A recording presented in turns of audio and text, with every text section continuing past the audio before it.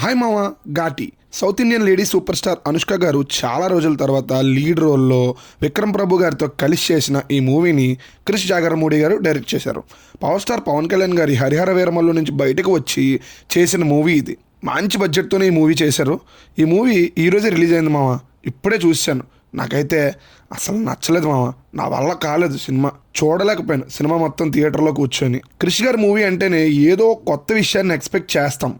But ఇందులో అదే లేదు మామ.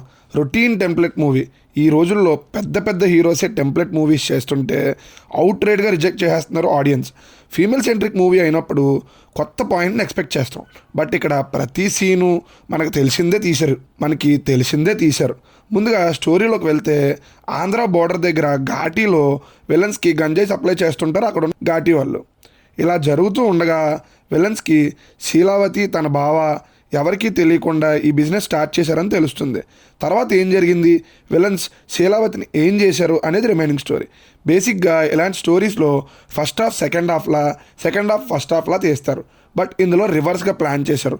అదేనేమో కొత్త విషయం అని మనం ఒప్పుకోవాలి. ముందుగా ప్లస్ పాయింట్స్లోకి వెళ్తే ఫస్ట్ హాఫ్లో ఒక రైల్వే స్టేషన్ సీన్ ఉంటుంది. అది చాలా బాగుంది మామ. నెక్స్ట్ విక్రమ్ ప్రభు గారి సీన్స్ ఆయన ఉన్న ఎపిసోడ్స్ కూడా బాగున్నాయి.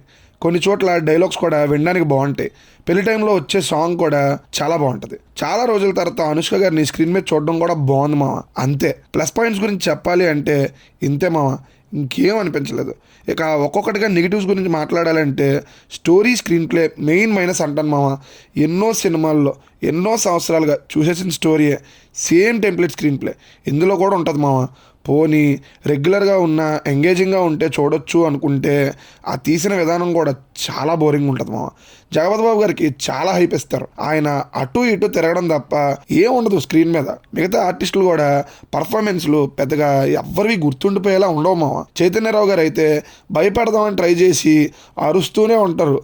అరిస్తే భయపడిపోలా చెప్పండి మాస్టర్. ఇక స్వీటీ చాలా రోజుల తర్వాత కనిపించారన్న మాటే కానీ స్క్రీన్ మీద ఆవిడ్ని ఒక టైం తర్వాత చూడడం కొంచెం కష్టంగానే అనిపించింది మామ. ఇక ఆ ఘాటి సెటప్, ఆ ఎస్టాబ్లిష్మెంటు, గంజా ఎపిసోడ్స్ ఇవి కూడా మనం కనెక్ట్ అవ్వం. బికాస్ వాటిని మన మైండ్లో రిజిస్టర్ చేయడానికి తీసుకున్న టైం చాలా తక్కువ.